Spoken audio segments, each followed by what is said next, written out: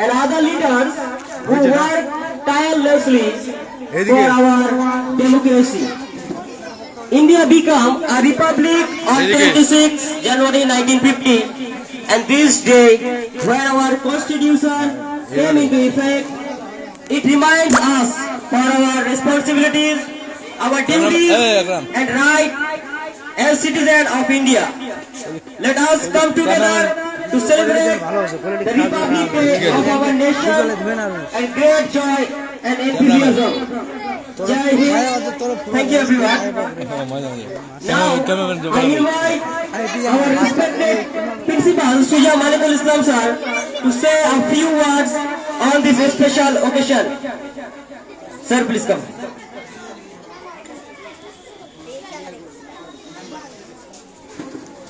উপস্থিত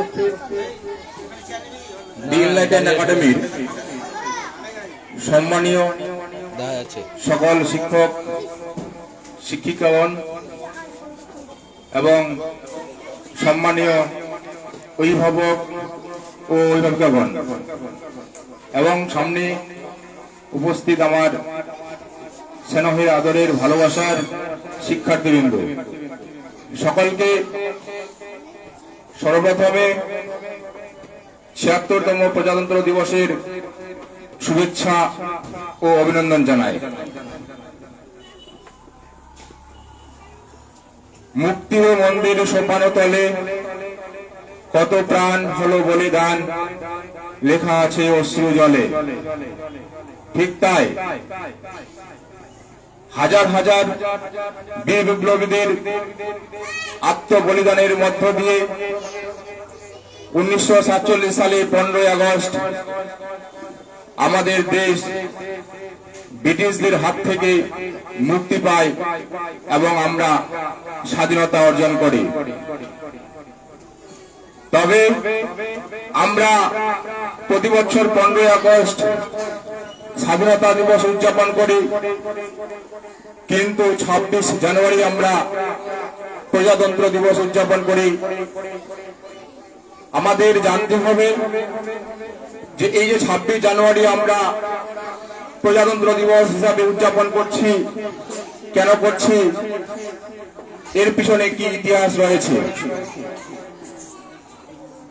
আমরা জানি যখন আমাদের ভারতবর্ষে ইংরেজরা শাসন করছিল, তখন তাদের নিয়ম কানুন, তাদের আইনের মধ্য দিয়ে আমাদের ভারতবর্ষ শাসন হচ্ছিল।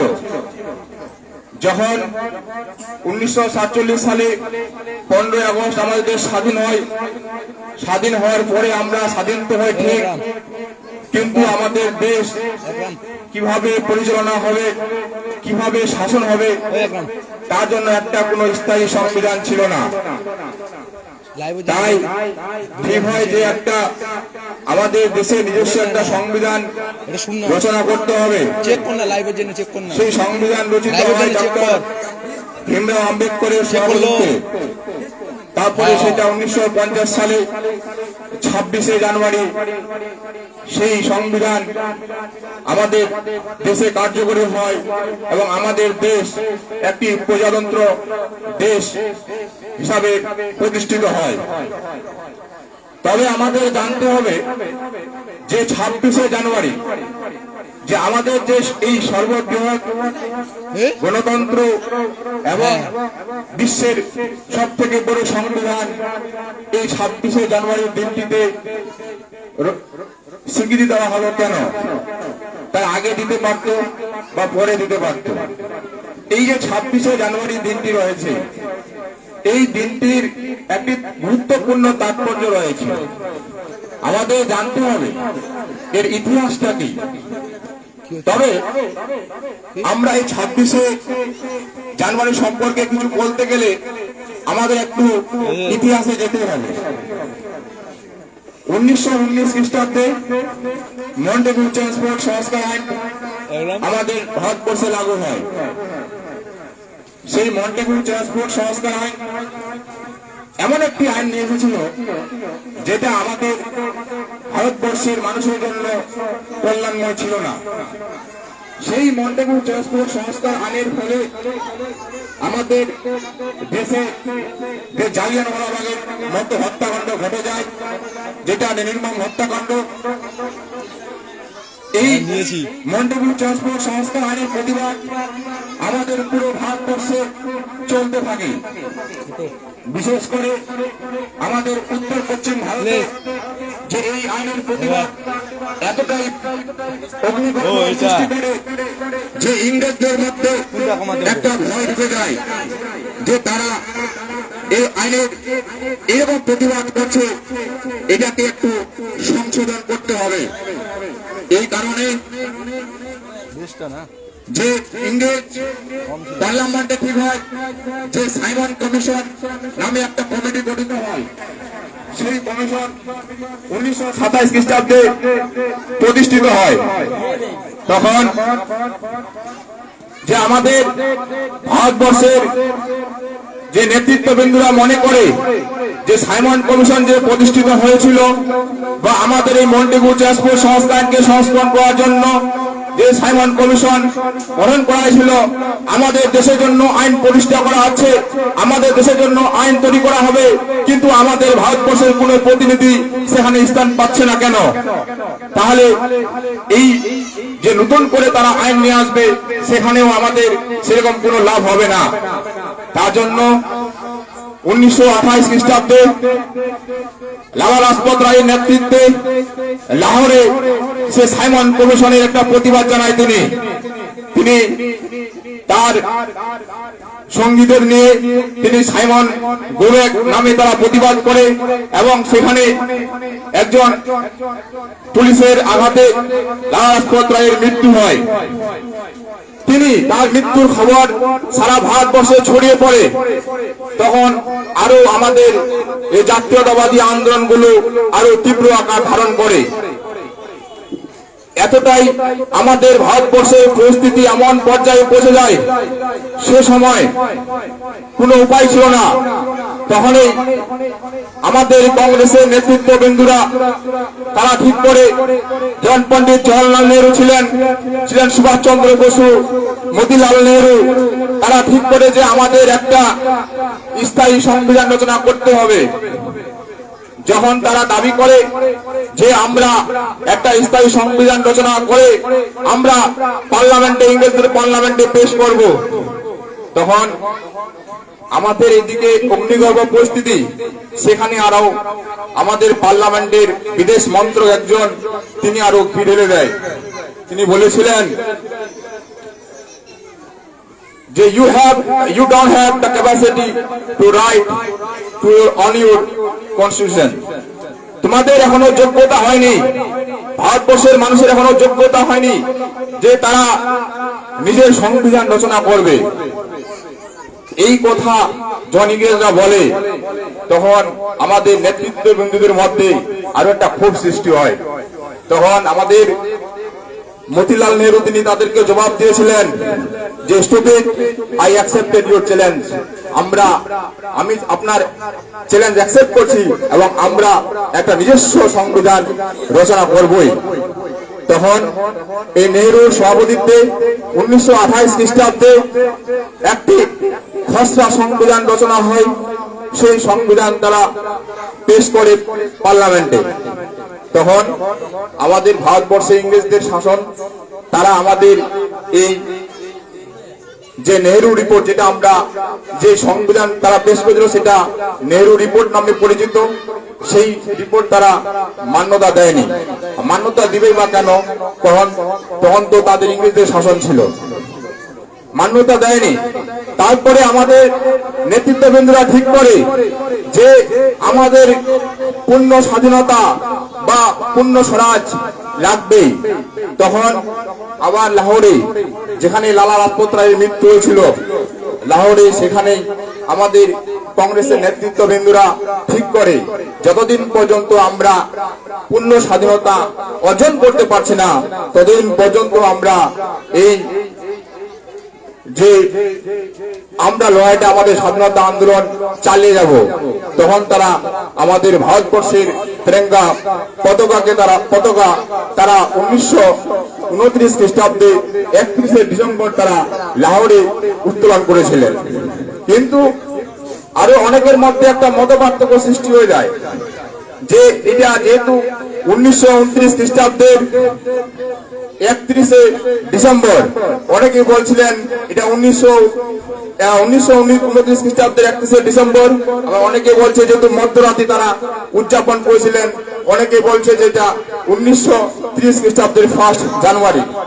তখন বড় বড় নেতৃত্ববৃন্দগণ তারা ঠিক করলেন যে না, আমরা সবাই আবার মিলে আমরা দিল্লিতে পতাকা উত্তোলন করব।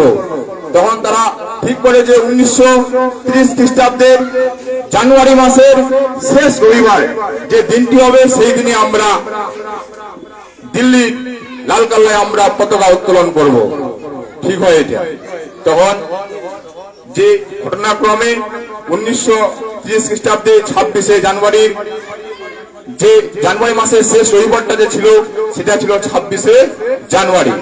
সেই দিনে প্রথম আমাদের এই দিল্লিতে প্রথম এই আমাদের ভারতবর্ষের আমাদের এই পতাকা, আমাদের জাতীয় পতাকা উত্তোলন করেছিল আমাদের নেতৃত্ববৃন্দগণ। সেই তখন থেকে দীর্ঘ 17 বছর ধরে আমরা 26 জানুয়ারিটিকে স্বাধীনতা দিবস হিসাবে উদযাপন করেছি। যখন 1947 সালে 15 আগস্ট আমাদের দেশ স্বাধীন হয়ে যায়, তখন তো আমরা স্বাধীনতা দিবস হিসাবে 15 আগস্টকে উদযাপন করতে শুরু করলাম।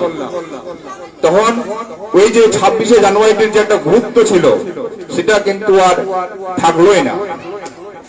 তাই যখন আমাদের দেশ স্বাধীন হলো, তারপরে একটা সংবিধান রচনা হবে, স্থায়ী সংবিধান, যার জন্য একটা ড্রাফটিং কমিটি গঠন করা হলো। সেই ড্রাফটিং কমিটির সভাপতি নির্বাচন করা হলো ডক্টর ভীমরাও আম্বেদকরকে। তার নেতৃত্বে 2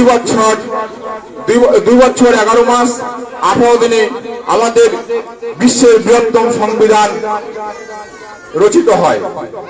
1949 খ্রিস্টাব্দে 26 জানুয়ারি 1949 খ্রিস্টাব্দে 26 নভেম্বর এই সংবিধান আমাদের সংসদে পেশ করে। কিন্তু ওই দিন 26 নভেম্বরে আমাদের সংবিধান সংগৃহীত হলো, কিন্তু কার্যকর করা হলো না। কার্যকর করা হলো আরো 2 মাস পরে। কারণ তারা মনে করলো যে ওই যে 1930 খ্রিস্টাব্দে যে 26 জানুয়ারি যে দিনটি রয়েছে, যেখানে আমরা সর্বপ্রথম স্বাধীনতা দিবস উদযাপন করেছিলাম, সেই দিনটিকে গুরুত্ব দিয়ে আমরা 2 মাস পর 1950 খ্রিস্টাব্দের 26 জানুয়ারি আমরা এই সংবিধানকে কার্যকর করব। তখন 308 জন সদস্যের স্বাক্ষর নিয়ে 1950 খ্রিস্টাব্দে 26 জানুয়ারি আমাদের এই সংবিধান কার্যকর হয়। এই সংবিধান কার্যকর হওয়ার পরে আমাদের দেশ ভারতবর্ষ একটা প্রজাতন্ত্র দেশ হিসাবে প্রতিষ্ঠিত হয়। আমরা এই সংবিধানের মধ্য দিয়ে পেয়েছি আমরা মৌলিক অধিকার, পেয়েছি আমরা জাতি ধর্ম নির্বিশেষে সকলের একটা সমান অধিকার। এই জন্য আমরা এই যে 26 জানুয়ারিটিকে প্রতি বছরে আমরা এটাকে স্মরণ করে থাকি। তবে এই যে 26 জানুয়ারি দিনটা আছে, এটাকে এই দিনটিকে আমরা পালন করি শুধু সংবিধান যে রচনা হয়েছিল তার পরিপ্রেক্ষিতে নয়। এই দিনে আমরা আমাদের সকল ভারতবাসী একসাথে প্রতিটি কলেজ, স্কুল, সরকারি অফিস আদালত সব জায়গায় এদিন থেকে স্মরণ করা হয়, যাতে আমাদের মধ্যে একটা ঐক্যতা ফিরিয়ে আসে, আমাদের মধ্যে একটা যে জাতিভেদ, যে ভেদাভেদ এগুলো দূর হয়, আমরা যাতে একে অপরের সাথে মিলেমিশে দেশে বসবাস করতে পারি এবং আমাদের যে বিপ্লবীদের যে তাদের যে স্বপ্ন ছিল ভারতবর্ষের, সেই স্বপ্নকে আমরা পূরণ করতে পারি। তাই আমি বলতে চাই আজকের এই প্রজাতন্ত্র দিবস উপলক্ষ দিনে যে আমরা সবাই যে আমাদের সংবিধানকে রক্ষা করতে গেলে আমাদেরকে সর্বপ্রথমে শিক্ষা প্রয়োজন। শিক্ষা ছাড়া আমরা এই সংবিধানের মূল্য, সংবিধানে কি আছে সেটা আমরা শিক্ষার মাধ্যমে আমরা বুঝতে পারি। এই কারণে শিক্ষা প্রয়োজন। আমরা সকলেই শিক্ষা অর্জন করে আমরা ভবিষ্যতে আমাদের সংবিধানকে রক্ষা করব, এই শপথ আমাদেরকে নিতে হবে এই প্রজাতন্ত্র দিবসের দিনে। আমি আমার এই বক্তব্যকে বিশেষ দীর্ঘায়িত না করে আমার এই সংক্ষিপ্ত বক্তব্যকে আমি এখানেই শেষ করছি। ধন্যবাদ। জয় হিন্দ।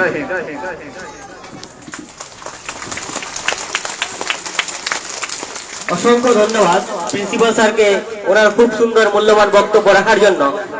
এখন আমরা আমাদের পরবর্তী প্রোগ্রামে ইভেন্টে চলে যাচ্ছি। আমরা এখন আমাদের সামনে দেশভক্তি